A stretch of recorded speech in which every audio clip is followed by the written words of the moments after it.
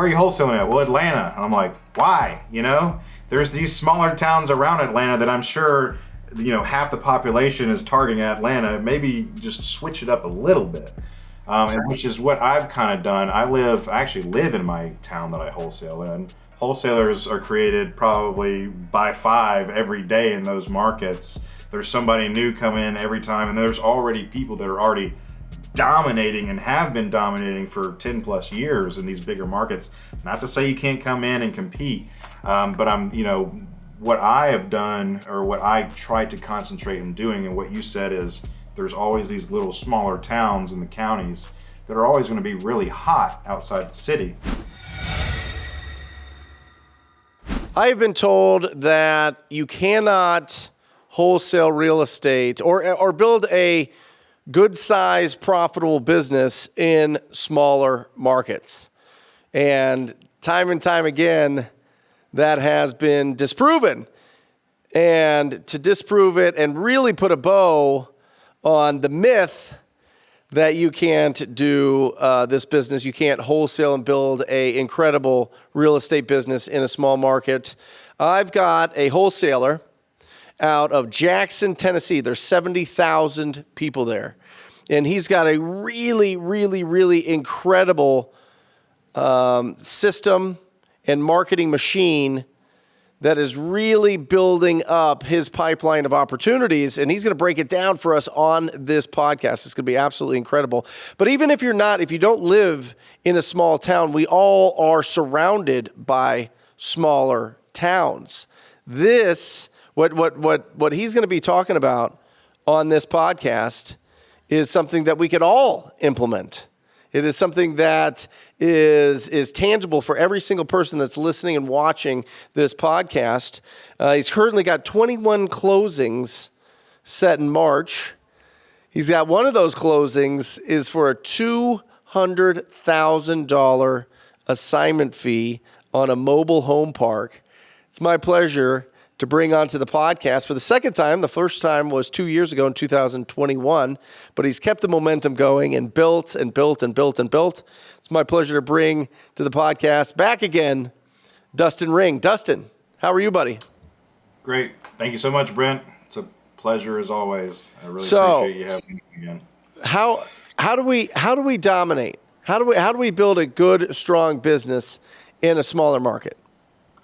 I would say the number one thing, especially that's proven time and time again for me, and I've only been doing this for 4 years, but branding is everything. If you're wanting to, especially get into these smaller niche markets, I have a lot of people that they'll say like, Dustin, I need help. I help people out too. It's not my full-time job, but when you're in the business, you're gonna automatically help other people. Like, well, where are you wholesaling at? Well, Atlanta. And I'm like, why? There's these smaller towns around Atlanta that I'm sure, half the population is targeting Atlanta. Maybe just switch it up a little bit. Sure. And which is what I've kind of done. I actually live in my town that I wholesale in. But if I were to immediately go to that big city, the first one would be Memphis. The second one is a little bit further would be Nashville.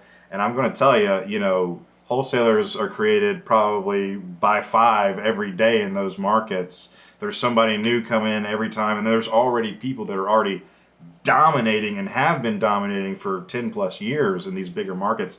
Not to say you can't come in and compete, but what I have done, or what I try to concentrate on doing, and what you said is there's always these little smaller towns in the counties that are always going to be really hot outside the city. Jackson is kind of a small town, but the cool thing is there's even more smaller towns around it. And people still want to go live in those smaller towns, whether they be more rural, whether they have a better school system, they don't have to pay for private schools in the city. Our school system sucks, so a lot of people like to go out to these different county areas, and market is, real estate's huge out in those areas because of the supply and demand. And so you just start targeting these smaller towns. When you go to these smaller towns, they haven't been texted or cold called 8,000 times. Most of these people you're touching for the first time. Yeah. So that is, first off, that's awesome because they're not diluted, to getting mail every day or, getting new texts, stuff like that. You're going to be the first person to touch these people. And a lot of times in these smaller towns too, they don't know who else to turn to. There's not 15 other companies that they can Google and just go down the list and get offers on everything. So when I make someone an offer, I'm not competing against anyone. Usually, I never compete against anyone. Um, Unless maybe an agent knows of the deal and they maybe called someone first and they want to bring a buyer in to make an offer. Usually when they call me, I'm the last source, and the offer I make, maybe I'll go a little bit higher, maybe I can get them lower, but usually I'm getting the contract signed if it's a deal that I know I can sell, which is already pre-sold in my mind to somebody else if I'm going to wholesale it. So I don't walk in wasting anyone's time. But that's another thing too in these small towns, man. Word gets around fast. So if you're going to default on a contract, you better do it with the highest integrity. If you're going to put earnest money down, you better make sure you pay it, because all it takes is one bad Google review, one bad slander. Dustin Ring didn't pay his earnest money or whatever. I knew he was a scammer. I see his signs everywhere. He's got to be doing something wrong. So, anyways, it's all eyes are on you more so when you're in these smaller towns. But at the same time, they're way easier to dominate. We've got like 3 or 4 main highways that go through Jackson, and my billboards litter every bit of them. You can't go in or out of town without seeing it. So, and that's where that branding is created. Incredible. Now, one of the negatives that we hear about smaller towns is there's no cash buyers, right? There's not. Sure, yeah. There's only a few of them, and I've had experience with 3 or 5 in some smaller towns in Arizona really dictate the prices that they'll all purchase at. They all kind of get together, and they'll work together to make sure that their profits on each and every one of their flips is as high as possible, or a certain amount. How do you avoid that? How do you have enough people looking to buy in your area to where you can actually get some decent sized deals if you're wholesaling? So yeah, you're right. Yeah, that's a huge problem, because a lot of these guys, these local investors will look at, like, if it's a large assignment fee, more than like $5K or something, like, well, I gotta pay you $10,000.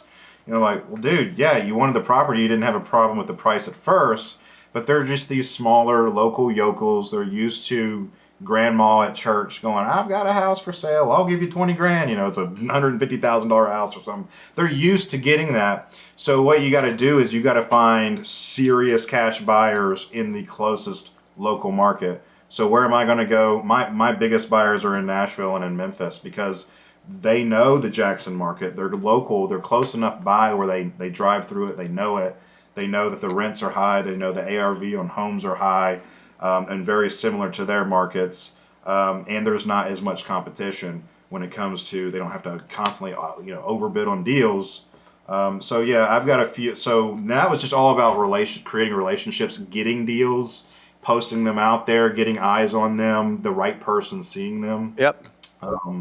And so, anyways, my biggest buyers I met year 1 when I was wholesaling, and they would buy 1 or 2 from me, maybe 5 a year. And my biggest buyer this year has probably bought, he'll probably buy 50 to 70 houses from me this year. And it's so awesome. It's this point, as I don't even have to worry about these local yokels that want to walk through it, get an inspection, get contingencies, all this crazy stuff to really make them have the upper hand on the deal. I've made such great relationships is all they need is pictures. They don't have to walk through it. We've closed so many, and I've been so honest on every single one of them with exactly what they need. It's sight unseen every time. As long as I know it's in their wheelhouse, boom, hey, this one's for you. Here's the price. Okay, send it over. And that's when it gets really fun, because it's so easy. Yep. And you don't have to worry about, calling the seller, hey, my partner's got to come over and do a walkthrough, and then he passes or tries to beat you up on price. And then another, that can get real complicated when you're trying to wholesale, especially when you're trying to not cause more stress on the seller than there needs to be. When you can just have a relationship with the buyer, boom, boom, boom, have one showing, that's it, me walking in one time, and it's over with. And the cool thing too is, and I know we're getting off subject on this, but we've set it up, especially me and this one buyer that buys most of my deals, we send a mobile notary every single time. It's always wired funds. They don't have to show up to anything, so it just makes it super streamlined and easy. And that's all part of the marketing of it. It's so simple. Yeah, once you build a reputation with your cash buyers, I would say 9 times out of 10, the repeat buyers that we work with buy it sight unseen, which makes Yeah. it super smooth because they know that we're not going to sell them a bad deal. They know that we're going to disclose everything that we know about the property, and they know that Sure. we're going to take outstanding pictures and video and really give them a good idea of what the rehab budget and renovation, depending on what kind of property it is, what that budget's going to be, and so they can make a quick decision, which is fantastic. Yeah. So that's awesome. That trust is built because all it's going to take is you to screw them over one time and go, wait a minute, maybe I need to start looking at these properties. So you're not going to screw them over. You're going to make sure you're being as ethical as possible. So you've got billboards, you do radio, you've got some phone prospectors, TV. What works the best for you? Well, I would say, all of them together help build that brand, which Sure. is super important. But still, my number one lead gens are radio and billboards. And, we were talking earlier, I don't think billboards by themselves would work good. They might in bigger cities or something like that. But I think when you have something to back it up, and again, that's all about building that brand. I might hear this attorney on the radio, and then boom, look up, and there's this billboard. Dang, I just heard him on the radio, or whatever. See him on TV. Yeah. Anyways, the radio with the billboards for me work the best. And but isn't that expensive, Dustin? Doesn't that cost a ton? Yeah, it does when you get to a certain level, and here's the cool thing. You can negotiate with all these billboard companies. They're going to tell you a certain price, but it's just like anything else. They want to rent that space out. Yep. And they want somebody that's going to be, that can pay for it every month and they're not going to chase down. So when you call these people and they say, well, it's $700 a month, like, sheesh, that's expensive. Hey, what's the best you can do for me? They're going to go ahead and drop themselves on prices. Then you can continue to negotiate with them. Use your skills with wholesaling, your negotiation skills. Same thing with TV people. You're going to be able to negotiate every time. They're going to give you a flat fee at first. Hey, it's this much. Please pay it. No. You're going to be able to talk them down because they want your advertising. They don't want to lose it. Same thing with radio.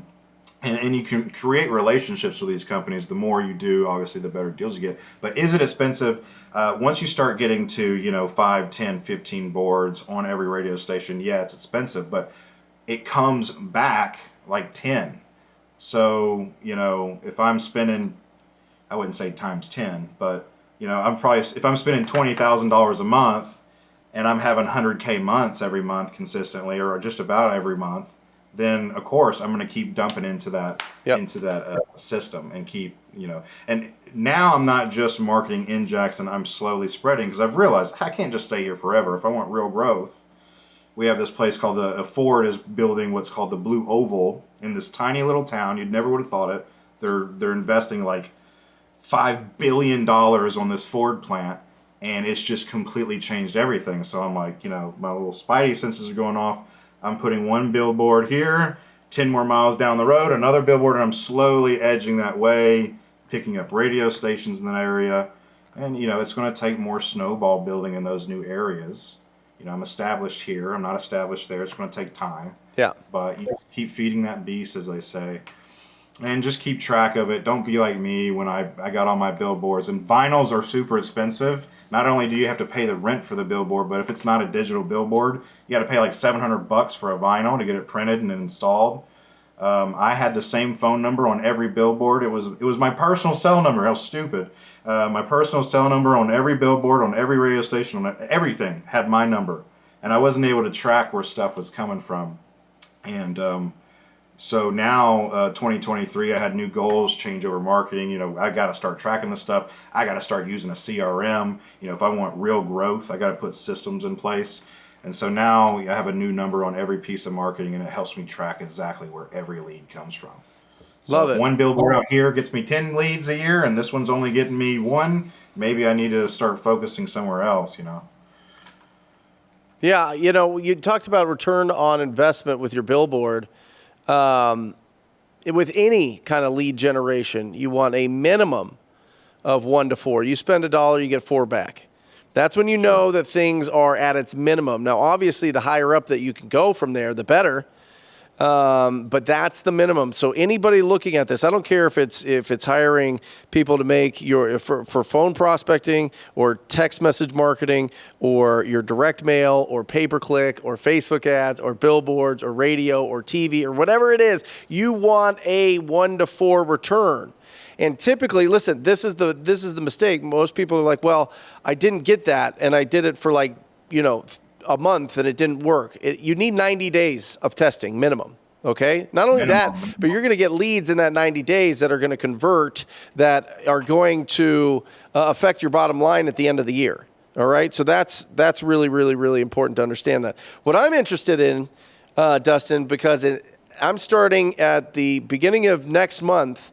My TV ads are being run on local stations here. So when people call in, what does my team say?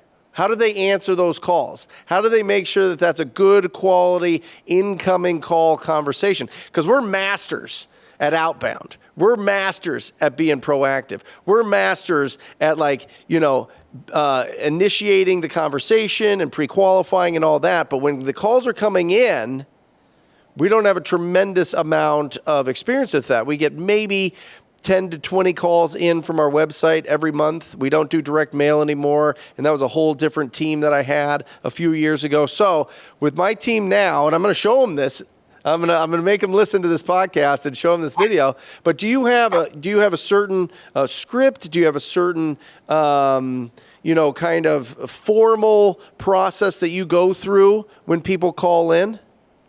Yeah, and it's just kind of muscle memory at this point. And what you were talking about, outbound versus inbound, let me just tell you, inbound leads are the best. Oh, yeah. Because they're calling you. They're calling you. You're not having to dig for them. You're not having to convince someone to sell their house. They're not mad. Sometimes they're still mad when they call you, but well, I would say just qualify them like you normally would. So normally, if it's going to be like somebody calling from the website or radio or anything, I still like to talk to my leads one-on-one. Okay, so you're answering those calls? Personally, right now. Now, for you, I know that's something that you can't be on the phone all day, and I can't either. But right now, with my goals and keeping my brand a little bit more personal right now, I want them to be able to talk to me. I don't want them to get scared away by hearing somebody else. So can we role play it a little bit? Can I call you off of a billboard? Yeah. Okay, ring. This is Dustin. Yeah, hi, Dustin. My name is Charles. I just saw your billboard, and it says that you're buying houses. Did I get the right number? That would be me. What you got? Well, I am interested in selling a property I just inherited. I got it from my aunt. It's here in Jackson, and I live in Knoxville. And so I need to sell this property. It's not in terrible condition, but what do you need to know? Gotcha. First off, what's the address? 1212 Banana Street. Okay. Usually I'm driving or something, but at this point I'm just pulling it up on Zillow. Yeah, Simple sure. as that. I'm not doing no crazy comps. Okay, gotcha. So I'm taking it. The house is vacant right now. Then. Yeah, the property. Yeah, it's vacant. Mm-hmm. Gotcha. Okay. Do you have any idea what you want for it? I don't know. I don't know this area. I mean, I guess I could, start doing some research, but I was driving into town. I saw your billboard and just kind of wanted to get an idea of what people were paying for properties like this. Gotcha. So pause. At this point, I'm going to do about a 70% Zestimate price to get them on the hook.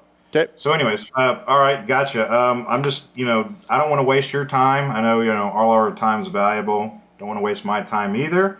But just real quick, ballparking it, I'm going to be anywhere between that, $130,000 to $150,000 price range. That's as is, so you don't have to fix anything, and then we also pay the closing costs. So is it like you're a realtor, or you're like, are you buying an investor? What are you? We actually buy houses. We do buy houses, and then we work with a lot of other investors that buy houses as well. So if we don't personally buy it, we usually know the person that will. Okay. But yeah, I mean, if that's something you're interested in, that ballpark price range, I'd like to come see it, see if I can take a look around and, I'm driving there make. now. Okay, I'll meet you there now. Okay. Or if you want to leave me a key or whatever, however you want to do it, but I can meet you there, or I can send someone to take a look, and then we can just go from there. Yeah, I'm heading there now. Can you be there in the next 30 minutes? Absolutely, I'll see you there. All right, good. Boom. Nice. And so then just from there, I'm just going to meet them there and then meet them in person, shake their hand, listen to their story, re-listen to their story, walk the house while I'm talking to them, Yep. ask to take pictures, and I'm going to have contracts in the truck ready. So you said to get them on the hook, you throw out 70%. Don't you have to minus repairs? Don't you have to Sure. minus like some more Yeah, yeah, stuff? yeah. Like why I'm throw gonna out? assume. Well, I'm going. Sorry, I didn't mean to cut you off. You're good. I'm going to give them the benefit of the doubt that it doesn't need much work. I shoot them 70. Sometimes the first offer I make may be the actual offer that I actually put on contract. Sometimes it might be a little bit more. Sometimes Zillow's not completely accurate, or just knowing the market like it is. It might be a house on this street where property values are going up. And that's all about knowing your market. But yeah, I'm going to send them that appetizing price.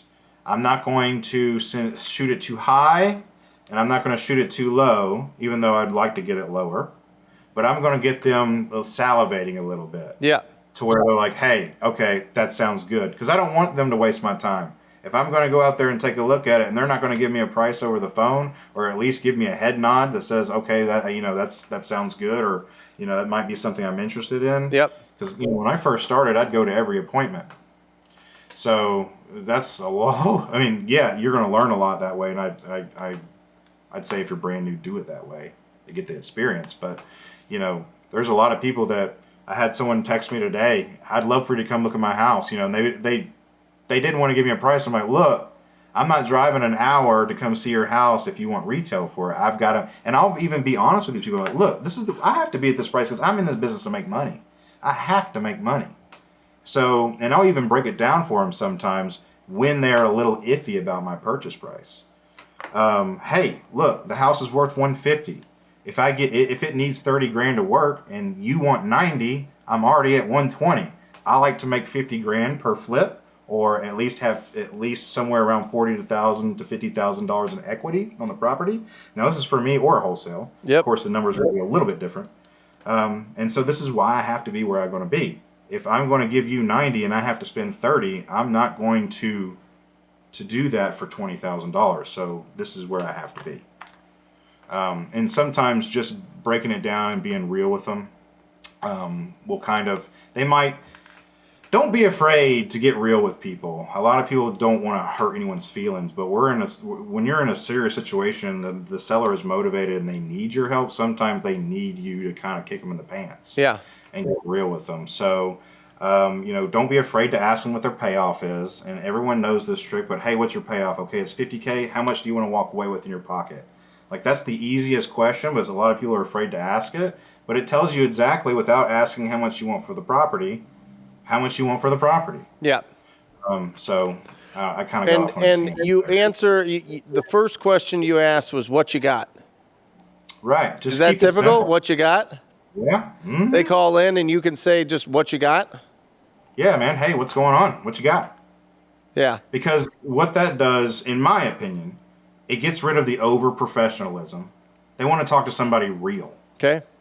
They don't want to talk to, hey, this is Dustin Ring with Dustin Buys Houses. How can I help you? Oh, I totally understand. Most people don't want to listen to a yes man.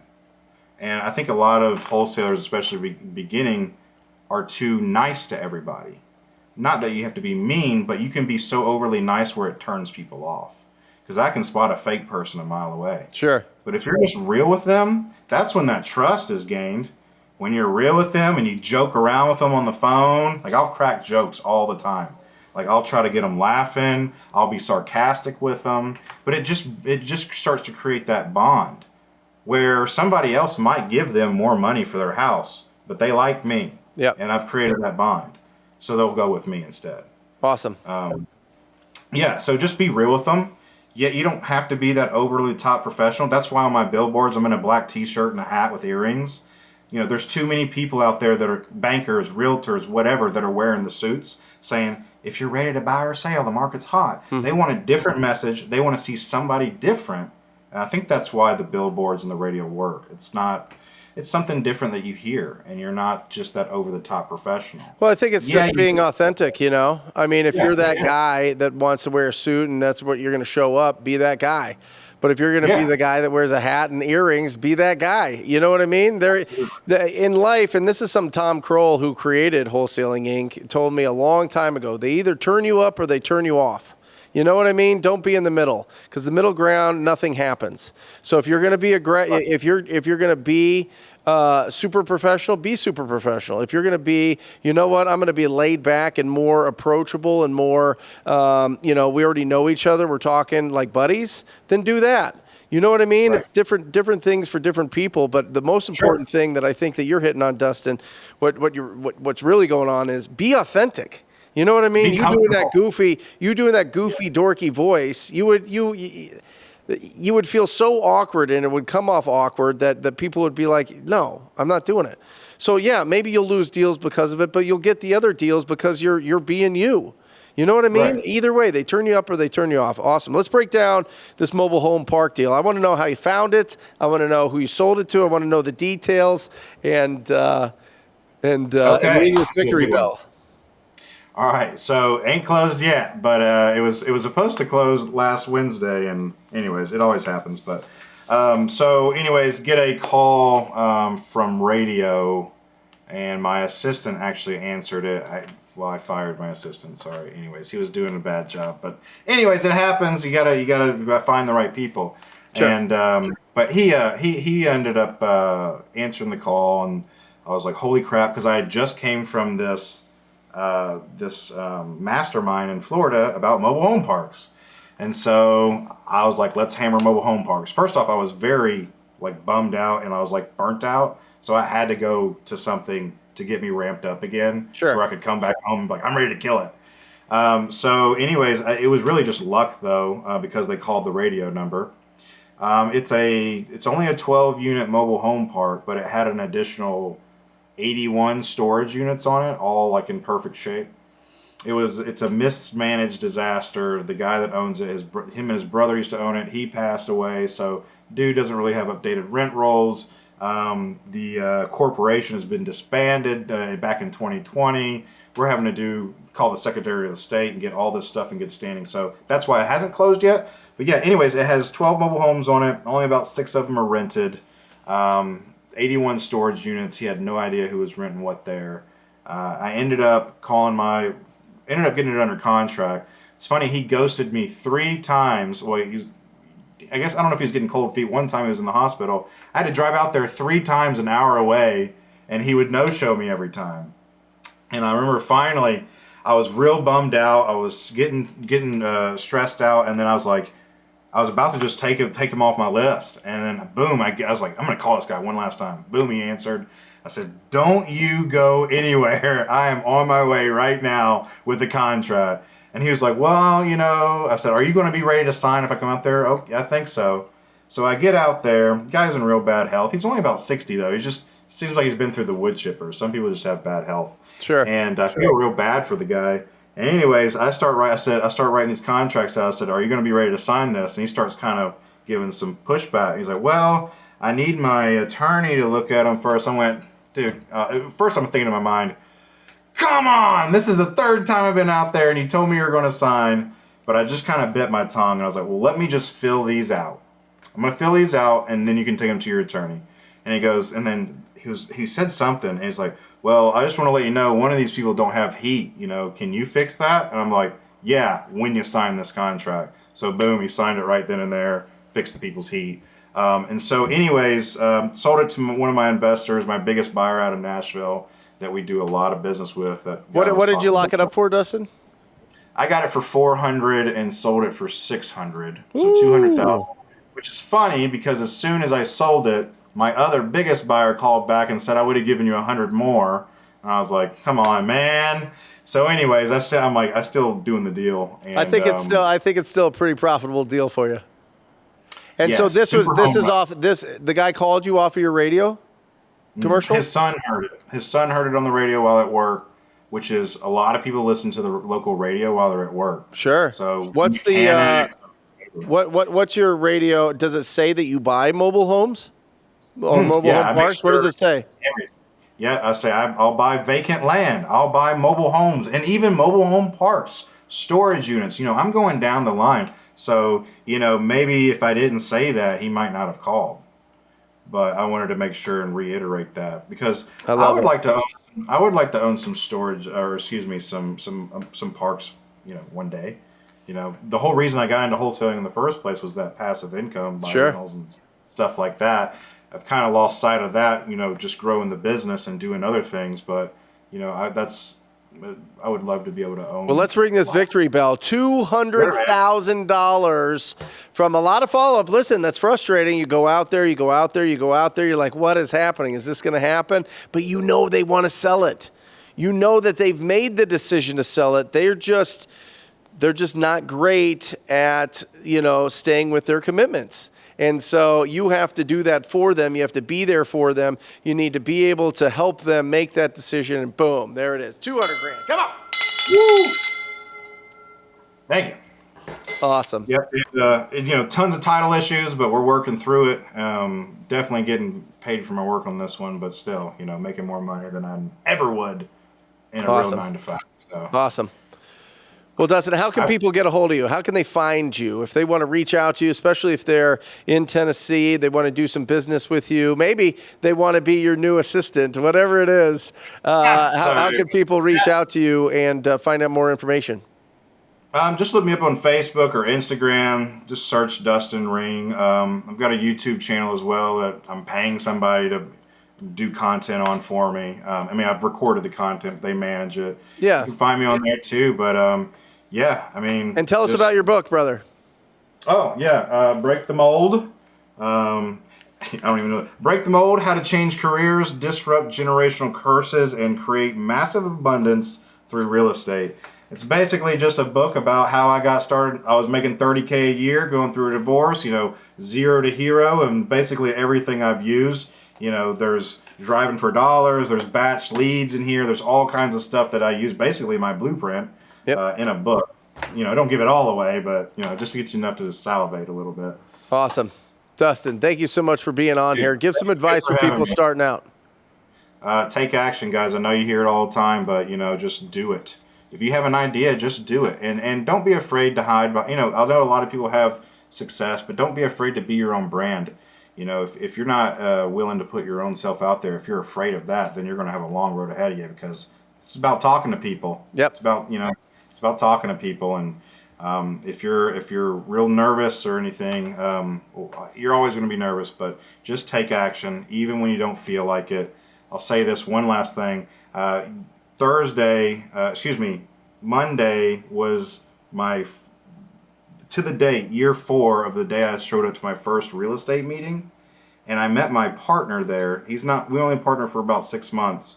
And he only showed up to that one meeting. He came from Little Rock, and he never came back to another one ever again. And I would have never met him and I almost went home like 5 times. If I would have never met him, I never would have got started. I feel like it was a crucial turning point. Sure. So, taking action and showing up, just show up, even when you don't want to. Just go. I love it. It's the way to get lucky. I love it. Zero to hero. I absolutely love it. And it's the truth. You never know what moment is going to be that spark that puts you on a different path and changes your life forever, at least your financial life forever. It's absolutely incredible. So, Dustin, thank you for being on here. Long-time Rhino Tribe member. He's been absolutely exceptional in his market and with the tribe. And if you're interested in joining the most proactive group, the most proactive community, the most proactive tribe in real estate investing, go to wholesalinginc.com. Check out what it's all about. Check out all the incredible testimonials. Get the meat and potatoes of what it means to be in the Rhino Tribe. And if it feels good in your gut, sign up for a call. And that's it. I end this podcast, as I always do, encouraging you to go out there and talk to people. Till next time, guys. Love you. Bye.